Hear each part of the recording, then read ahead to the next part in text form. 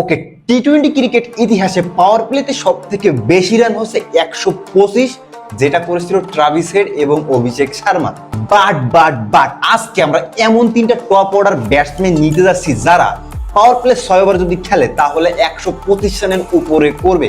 Okay fine, আমরা প্রত্যেকটা line থেকে একটা করে ক্রিকেটার নিতে পারবো। প্রথম লাইনে রয়েছে ক্রিস গেইল, এবি ডিভিলিয়ার্স এবং বস তামিম ইকবাল খান। এই লাইন থেকে আমি নিতে চাই বস তামিম ইকবাল খানকে।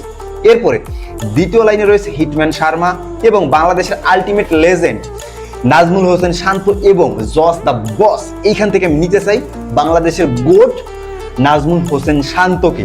এবং তৃতীয় লাইনে রয়েছে গেলেন ম্যাক্সি হেনরি ক্লাসেন এবং বাংলাদেশের সর্বকালের সেরা লর্ড নাইম শেখ। এবং আমি নিতে চাই নাইম শেখকে, কারণ তিনি যদি 6 ওভার খেলে তাহলে রান 200 হতে পারে। এটা হচ্ছে আমাদের ব্যাটিং ট্রিও। আপনারা কোন তিনজনকে নেবেন অবশ্যই কমেন্ট বক্সে জানান।